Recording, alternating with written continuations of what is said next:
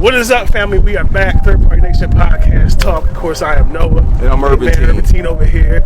We got a guest today, special guest, N.I.T.Z. N.I.T.Z. N.I.T.Z. Thank you guys. Thank both of you. Humbly appreciate you for bringing me on this podcast. No problem, it's been a while since I've done something like this, so thank you. No problem, bro. Man, cool, man.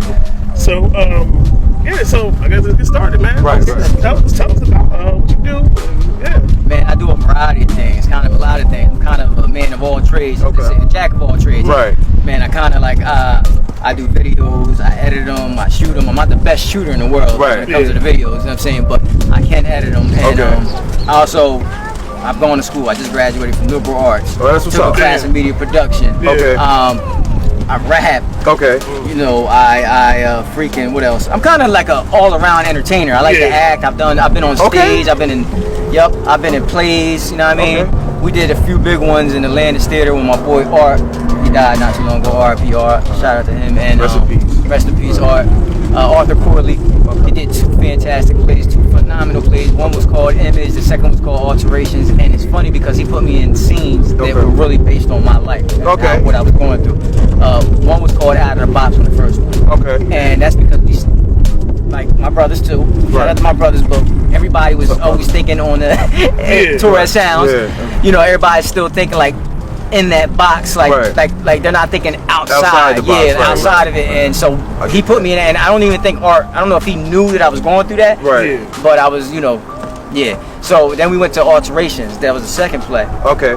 And in Alterations, I played this guy. He was kind of an asshole guy to his girlfriend, to his baby mom. Okay. And then later on, he transitioned to becoming a good guy. Like, Trial and errors. Trial and errors, trial and errors, that type of thing. Okay. And so it was pretty dope, man. All so I've done a little bit of everything. I've done plays before that, even when I was in school and all that. Like I used to do Christmas carols and stuff like that. But I don't know, man. I kind of like to just I don't want to stick to one thing. Got you. I like to do a little bit of everything. Yeah. Right. And before you hop on to the next question, I was going to ask that. Now, is it something that you want to pursue, or is it something that you were doing for the moment? Is it something that you want to be like an actor, or I've done a lot of the music. I've never made it to the top of the pinnacle, so hard. Like I never made it inside the actual music industry, but I have collaborated. I have had one foot in and one foot out. Okay. But that's because of my stupidity. You know what I mean? Remember I told you I had a bad drinking problem before we came on there. Right. I had a bad drinking problem. It's in the family. Like, I mean, it's in the family. Right. And like I had to take one step back. I had to take one step back from the family. Process, and I had to take myself out of the equation, not only for myself, but for my son. Yeah, cool. And that kind of messed up the rap thing a little bit. Because you see, when it came to being in the industry, because I always messed up where it mattered the most. Like when I was on stage, I forgot my lyrics, I was too drunk, it was unprofessional. Right. I've learned from those mistakes. Well, of course. And I would like to get back in that genre, but I really want to pursue acting. Okay. But my ultimate goal, I'm not gonna lie to you guys, you see the way I'm dressed today? Sure. I appreciate that. My acting is one of my biggest passions. Then to be rapping. Right. But what I'm starting to take a liking to, and I think we had a pre-talk before this. Right. It's because I kind of started watching the politics. I kind of want to get into the political world to help out the people around me. I think I can make a difference in my own way. I want to make an impact. And I don't know nothing about politics, but I'm starting to learn, and I want to, I'm looking for a mentor. Anybody out there that can mentor me in politics? You know what I mean? I want to be where Donald Trump is at, but I'm a little more empathetic than Donald Trump. Right. I'm a little more empathetic. So that's all my goal. Okay, so pretty much, could you talk about what was the guy's name again? I'm sorry. The one we was talking about. The one that plays and got Arthur Corley. Arthur Corley. Now, was he your? He was my mentor. Right? /school. I met him for the job I was talking about with the mayor. I worked for the mayor, Mr. Kelly, Gateway Community Action Partnership. Kelly. Yep. Shout out to Mr. Kelly. I worked for him, and then that's how I met Art. And then Art became my mentor. All right. He became my friend. All right. At first, we didn't like each other in the beginning. We didn't really see eye to eye. Like they put me with him. Right. And it was I remember it was an occasion where we went to the store. Right. I had to drive with him. Okay. I mean, I'm a utility driver, right? So I had to drive with him. He was teaching me the ropes and stuff like that. Came to a point where I was following him everywhere he went. Just because I didn't know. I thought that's what I was supposed to do. He was going to the stores and stuff. I was like, yo, why you keep following me everywhere? And it was I was like, that's what I thought I was supposed to do. Right. So, he told me at first, there was a lot of that going on. And he told me at first, I just didn't like you at first. I thought you were a snob. I thought you were like arrogant. I thought you were a little overconfident. He said, but I see you starting to change a little bit. And I was. And probably being around him, whatever he had rubbed off on me. So he was the one that influenced you? And getting into all this kind of stuff? Yeah, he kind of, I would say he influenced me. Like, you know what I mean? He kind of helped me. He's helping me become what I am today. Like I told you, remember before the camera came on, I told you that I would have never wore something like this. He told me, he said, I think you should start wearing suits and stuff like that. You look nice in it. And I said, I got offended. I cringed a little bit. I was like, yeah, whatever. Right. But now look at me. Right. So, show growth, man. Growth and evolution. You can't. I just said it today in the post. I said, you can't. Of course, you can't stop me. But I was like, you can't stop me, and you can't stop the process of evolution. Right. Yes, sir. You gotta be confident. Right. You know what I mean? You gotta be confident. Yeah. If you ain't gonna be, because that's one thing I've learned. Right. Even beyond just the drinking thing, like why was I drinking? Okay, insecurity. I've been there. Yeah, like I was like, yo, every time I went on stage, why did I have to have a drink? Because I really felt like I couldn't do it, and deep down inside, I was telling everybody I could. Yeah, I had doubt though. And so, like, I mean, the drinking was kind of like, it became my kryptonite, but it was kind of like the thing that helped me, you know, have confidence. Yeah, the fear. Overcome the fear. Stage, right. But it's poison, it was toxic. Toxic. It's not the type of confidence you want, trust me. Right.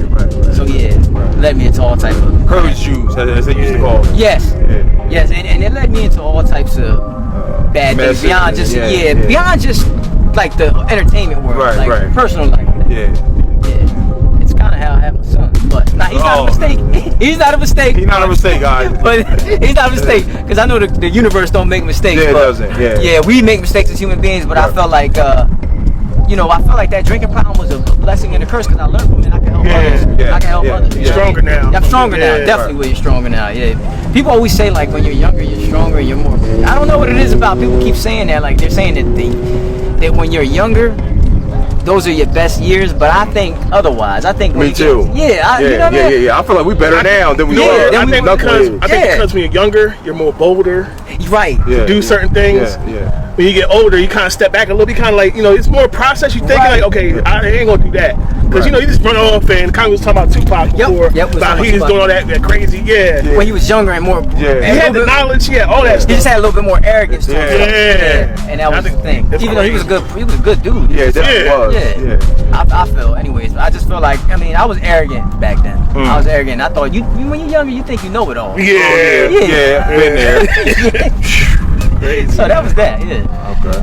So who is the most important person in your life right now? Hands down, of course, beyond just me and my son. My son is the most important, but I would say, if you're saying entity, it'd be the Most High, the Creator, the universe.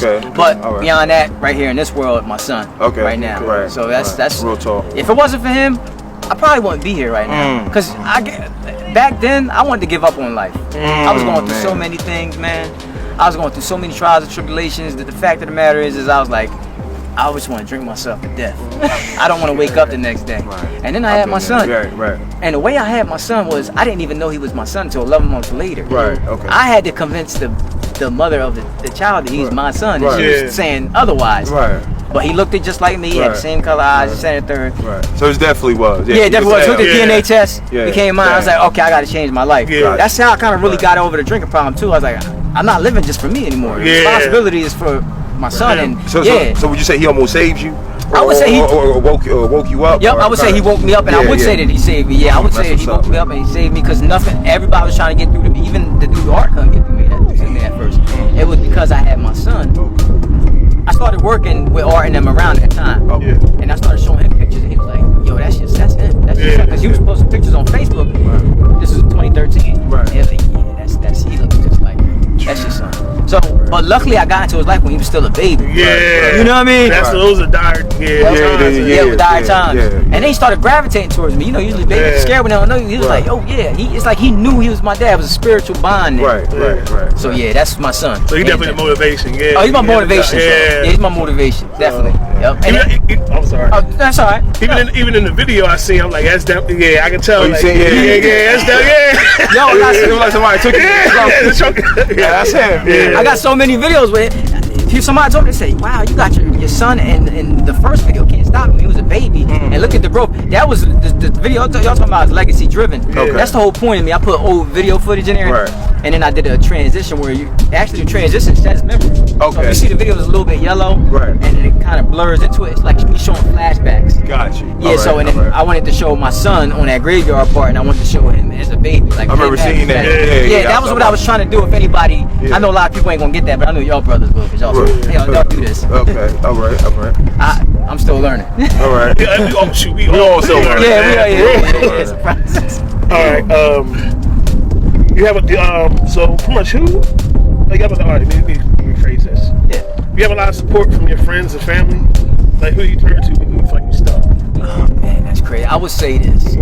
I don't have a real big support from the family. I got more support from the people. Hold on 1 second. Guys, we'll be right back. We're doing part 2. We're part 2. Third party. Let me start this off right with the question. You have a lot of support from your friends and family. Who do you turn to when you feel like you're stuck? Okay.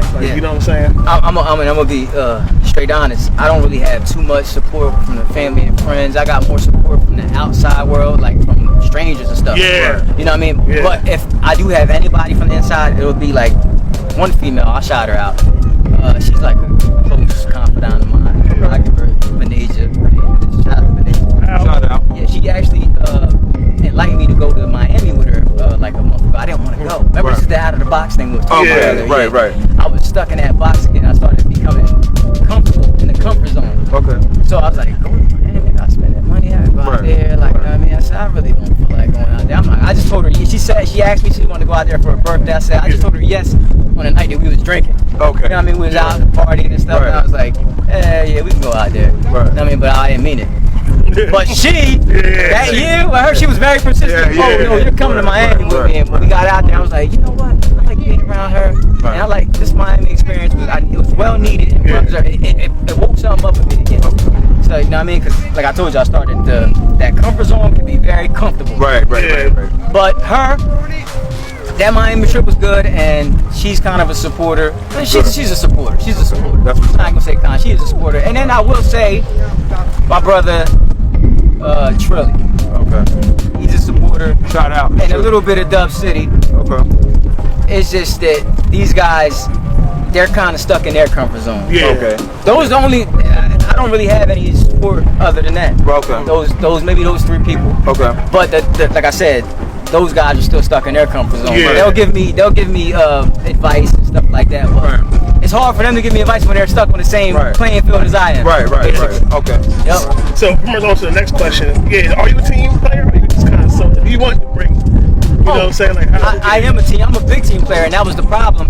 I'm a big team player to the right team. Okay. Yeah, I was too much of a team player. The thing is, I was giving all of me to everybody else and nothing for me. Understand that. Yeah. So, not to bring my brothers down or nothing, but they didn't have that drive, the same drive I had. I was so enthusiastic, so passionate. I want to do this, I want to do that, and they would always say, "Oh, we'll get to it, we'll do that," and that we'll get to it. It almost seems like yesterday, but it was 5-6 years ago. Yeah. And we never got to it. Exactly. Going on. We never got to it. So I said, okay, got love for them. They say they want to do it, but I know I want to do it, and I know that I can do it. So I'm just gonna go ahead and take a step back. Maybe if they see what I'm doing, they can tag along. But I'm at a point where I came up with this thing called Can't Stop Me, and not even their lacking ambition will stop me. And I gotta say that because I gotta kick them in the butt sometimes.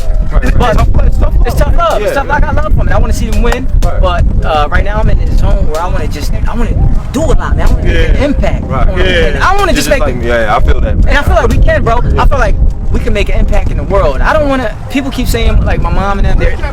I love them to death, and yes, they are supposed to be wise. Our parents. But they say like, you know, you should think small and just worry about what's going on in this world, like around you. And I'm like, nah. I'm thinking, even if I don't accomplish it, but I feel like I will.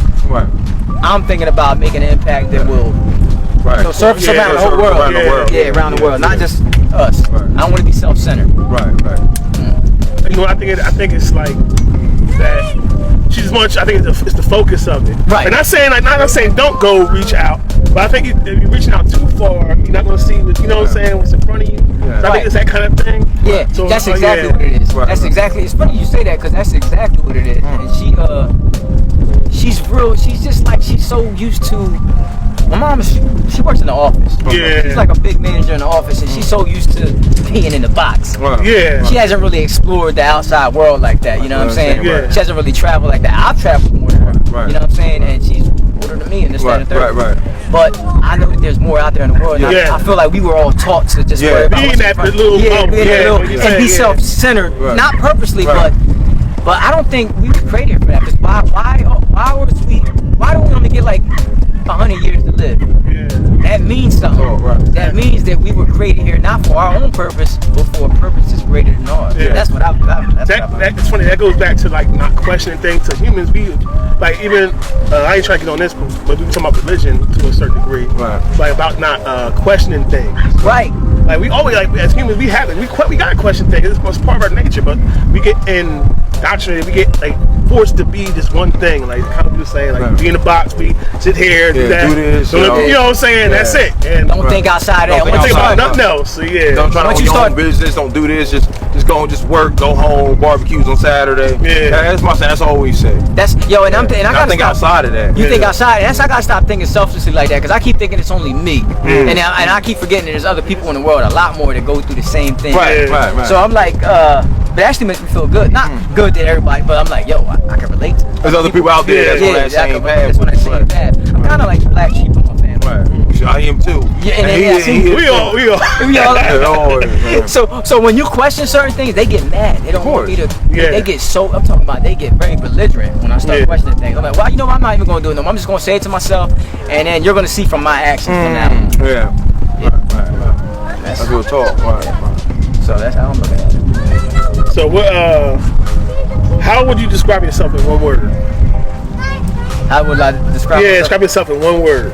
Ambitious. Ambitious? Ambitious. That's a good one. That's a good one. Yeah. Very ambitious. So, because I want to do a lot. Yeah. Like I said, of course, the impact, this, that, and the third. But I just want to always try and experience new things. And if it don't work out for me, hey, I'll move on to the next thing. Right. I don't care no more if I fail in front of people. At least you tried. At least I tried. Right. You know what I'm saying? That's people's biggest fear. And that was my biggest fear in the beginning. I always cared about, like, I don't want to do this because if I fail in front of these people, I'm going to look like a straight jerk off. Now I don't care. I'm going to try it. If I fail, hey. I was gonna say, how you supposed to get somewhere if you don't try? If you don't try, you gonna try and fail. Yeah, you gonna try and fail. But you get overly in this generation, you get overly criticized. So even they got what they got now, the cancel culture out now. I'm afraid to say certain stuff now. There's something I want to see. We was talking about Will Smith, and like it's like after that incident, it's like everything is over for him, and it's crazy to me. I'm not, like, dude, I see a lot of people. I ain't gonna watch him no more. Like, really? Over like no Bad Boys, none of that. I'm still watching Bad Boys. He made a mistake. I'm like, okay, he should have did it at the Oscars. He should have been more professional about it. But goddamn, you gonna cancel this man because he slapped? Because you know what the problem is? I'm glad we're talking about this. People are so freaking hypocritical. They be doing way worse things. Way worse things behind closed doors. Like, I mean, it just so happens that Will Smith, y'all think this man is perfect? It just so happens that he is a big figure. You know what I'm saying? He's a big money, he's a big role model, money, rich, famous. He's a movie star. He's accomplished a lot. So y'all want this man, y'all publicly scrutinize this man. Y'all want him to be this Jesus type figure? I say God. God-like figure. Yeah, God-like figure. Like, he's not that, bro. He's human just like us. Like, y'all seen him on the red carpet. Y'all seen him was tearing up and everything. No more getting jiggy with it. No more that. He was crying. He was crying. I don't even think Chris Rock is so. I don't even think he cares. Not saying he don't care about it, but I don't think he wants him to get canceled. The way I seen Chris Rock interviews, he seemed like he was cordial about it. Yeah. Like, it's actually did a lot for Chris Rock. It helped him. I think they had to talk. Oh, they did? They did? Oh, they did. Oh, so I didn't know that. I think he didn't apologize to him. But like I said, it's a lot. But it's just personal. But it's just crazy. Like I said, people not really looking at the video itself and realize what's going on with it. Like, he did that, and of course you're gonna fight, dude. He gonna fight. But later on, you're gonna be like, all right, what's really going on? But like, big ups to Chris Rock for conducting himself in such a because you gonna swing automatically. That's automatic. I know probably one of us would have swung back. On stage, Like, I want to swung back. Yeah, you already know. I could tell his brothers would have swung back because we got that hood mentality. Right. But Chris Rock does too. But he's been in the game for so long that he knows. You know what? If I swing back, this is gonna cause a chaos of things. Chris Rock is like, you know what? This gonna give me mad attention, and that's exactly what it's doing. It gave him a lot of attention. Right. So I think it was good for Chris Rock, bad for Will Smith. Right. So what are some of the challenges you faced when you first started out? Oh, when I was doing JayZ. Woo, where do I start? Where do I begin? When I first started this whole music thing, I couldn't even rap. I was corny as crap, and that was a rhyme right there. Yeah, I was garbage, but you can't see that when you're doing it. You think that you're the shit. You really think you're the shit. Yeah, you been right. I couldn't even ride the beat. I started off telling y'all earlier. I was with my cousin named Cannon. Shout out to Cannon. We started doing this rap thing together, and he could rap. He could get on beat and stand the third. And he was always talented. But we did a mixtape together, and then we brought it to my brothers and them who've been doing the rapping thing. And they was like, I'm just sorry to say, bro, you're not on beat, nothing. They didn't want to say I was corny. They didn't want to offend me like that, but it was like, you ain't on beat. So I started working with those guys. We started getting on beat together, and I was still corny, but it was like, well, at least he's on beat. So it started out, he's getting there. I started out being influenced by, the people around me that was rapping and stuff, and I said, I got to get into that, because that's the only way I can fit in. Everybody was doing it. And then I ended up getting a camera, a DSLR camera. I started doing my own thing, like I told y'all about the stuff with the brothers. That started happening around that time. So I said, let me just start doing my own project. I did a project called Can't Stop Me. One of my brothers, it's crazy because he was kind of like not my enemy, but like my adversary, but at the same time, confidant. But my brother, the Dub, was like, you should make that your slogan. Like, that should be what you go off of. Can't stop me. And I was like, oh, you know what? Yeah, I can't do that. So I started painting my face, trying to be controversial and stuff like that. But Tech-9 type. And I didn't even know who Tech-9 was at first. Somebody on the internet was like, yo, that's like Tech-9. And I looked him up and I was like, yo, this dude is dope. So I said, yeah, I'm gonna start doing this shit. But what happened was, I couldn't take criticism at that time. So when I started doing the rapping and I started becoming better, started riding the beat and all that, I remember I did one of them with my face painted, a video called Love and Lies. And shout out to Vanessa, she helped me out with that. She was one of the girls in the video. It was like half of the city like that, half of the city didn't like that. It was I was getting really like, they put me on a like corny list basically for doing that. So I stopped rapping for a while. That kind of like, that hurt me. It hurt you a little bit. But now I want y'all to do that now. Like, do it in this generation. You're gonna see that they ain't gonna actually. I want that as long as you're talking about it. You know what I mean? At first, I didn't know how to handle that at first. That public pressure. But now I've changed so much. Like, you know what I mean? You're gonna get that. You're gonna get criticism. People ain't gonna like it. Some people don't like it. I wanted everybody in the world to like my shit. That's how I was. But now I'm like, hey, don't like it. Yeah, it's whatever. It is what it is. But I think that's what time does. Like maturity, time. That's what it does. So, pretty much, what's your approach on networking? Like, are you networking with people? Like, how you, like, even we got a problem with this. We trying to get people in and try to, to network. I just started doing that, like with you brothers. This has been a while. Like, to now, I just started networking. I really started getting back at a network friend of mine when I went to Miami, as I was telling y'all. So yeah, I am starting to network with people. I'm starting to become open-minded. What it was at first, I feel like everybody was going to sabotage me or something. Put the knife in my back. That's why I want to network with people. But here goes again. If you don't try, you're gonna be. And if you don't network with people, you're gonna be stuck in the same place. And you gotta realize when you're networking, it's not all about you. You gotta remember it's quid pro quo. Is that right? Quid pro quo. Quid pro quo. Favor for a favor. Exactly. One song is it's favor for a favor. It's like, yo, do something for them, and do something for you. And at the same time, you'll be doing something for each other. Like, that's how I'm trying to look at it. I'm like, I don't want to just be asking. I want to see what I could do when I'm networking. I want to see what I can do to help the next person. I don't want to ask for nothing like that. You know what I'm saying? Whatever I'm looking for will come along through that networking process. That's how I look at it. So, how would you like to be remembered? Like, I want to be remembered. Actually, kind of want to remember through my son, like a legacy. Not just my son, my kids, whatever kids I have. That's why I put this song out called Legacy Driven. I want to be known by the legacy. I want to be known for making an impact in the world, but a positive impact. Even if, because I'm human, there's gonna be negative things that happen throughout my lifetime while I'm going on this journey. But I want to be me. I want to be known for making. He made a positive impact in the world. He did this. Forget what Donald Trump did. See what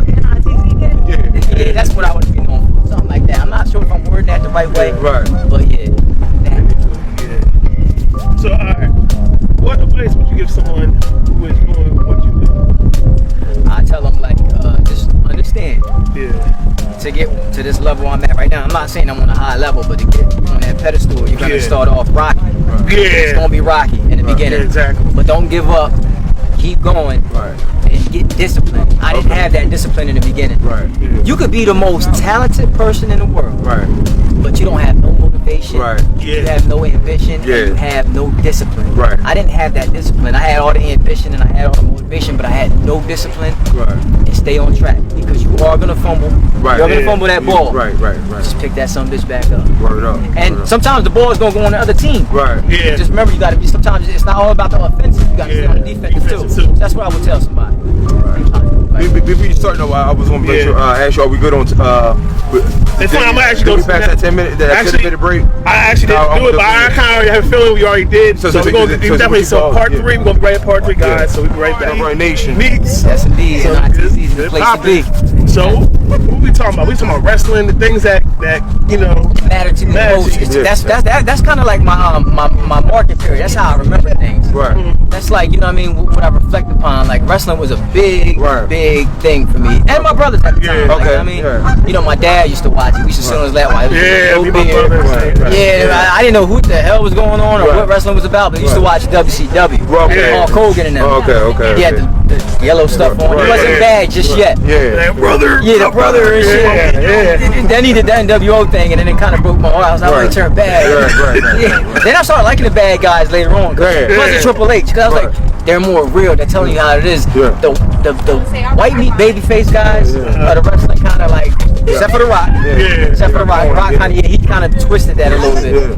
But I was like, they're kind of like, it's like Disney. Disney. Yeah. That makes sense. Yeah, so, you know what I mean? The bad guys start telling the truth from real life, though. Stone Cold was my favorite. Oh, Stone Cold, he was my number one. Yeah, he started off as a bad guy. He wasn't really, they kind of was, it was a fan favorite. It wasn't a good guy, it was a fan favorite, So that's how that went, but wrestling I love. Oh man. Right.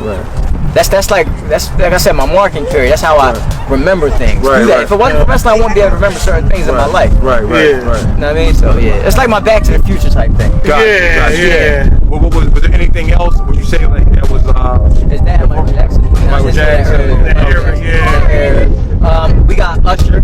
Usher was They kind of play Usher out now. They play him out now. Usher was dope. But he was dope back then. He meant a lot to me.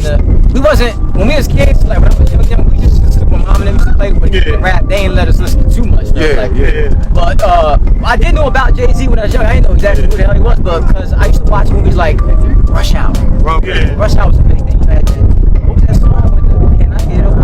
Right. But I didn't know who JayZ was. I was like, my mom thought, who the hell is this guy? But I knew who Tupac was. But I was always kind of jealous of JayZ because I liked Tupac and Tupac didn't like JayZ. When I was younger. So I didn't start liking JayZ until I got into my teens. It's funny, it's like the East Coast, West Coast thing. I never really got into that. You know, everybody was mad. Like, you're from East Coast. You're like, everybody, like, I'm still listening to Dr. Dre. You know what I'm saying? Really mad. Like, it was crazy. Check this out, right? When I was younger, when I was like 20, 21, I had a Chrysler Concord. I used to blast All Eyes on Me album. Holla at Me is one of my favorite songs of all time. I used to blast that while I'm washing my car and shit. One black dude came up to me, and I didn't know how big the East Coast and West Coast thing was. He was like, yo, bro, you from West Coast? Oh, shit. I'm from the West Coast. I was like, no, I was like, why would you say that? He was like, because, bro, but you blasted Tupac and all that. I was like, oh, no, I love everything, bro. Everything. I didn't know. But he kind of took it offensive, but he was like, nah, I like your style, though. But he let it go. I said, whoa. It was real. I'm like, oh, he's serious about this. You can't blast music around this bitch. I was still young, but I was never like loud about it. Like, man, fuck that. I was always like, oh shit, I'm always doing to find out like what they talking about next, what they saying next about each other. Like, that's how I learned about it. Because of that. Because we said, I said, let me go look this up on YouTube. This is kind of YouTube first started coming out. I said, let me look this up. Okay. So West Coast, East Coast, we got war or whatever between Biggie and Pac. Alright, so you want me to go to my next question? And then your final? Yeah, go ahead. So my next one is, are you into photography? You know what? I do like photography, but I don't like it at the same time. You know why I don't like it? Because of all the tedious process you have to get the picture out.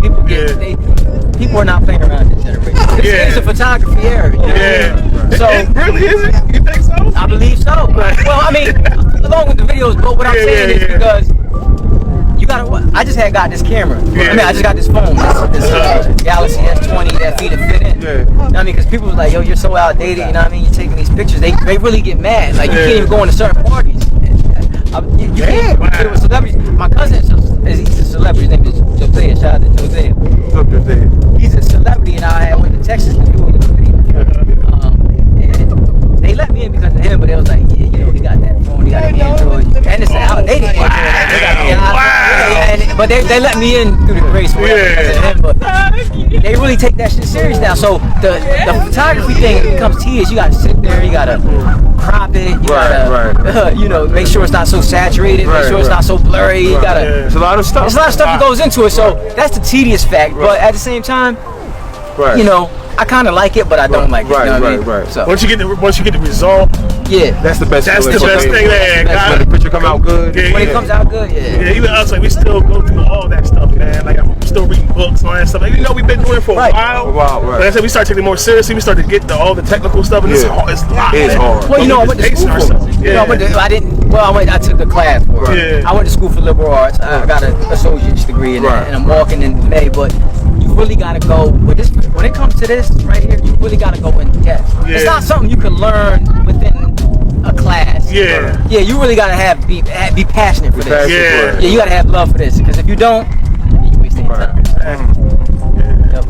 So I don't know if we answered the question already, but what do you do for like the stress? Like what do you do in your time to relax? Because this stuff we doing, this stuff even us. So we taking a break right now. We just getting back to doing the podcast and everything. What do you do like just to relax and just chill? Like just to take a relief.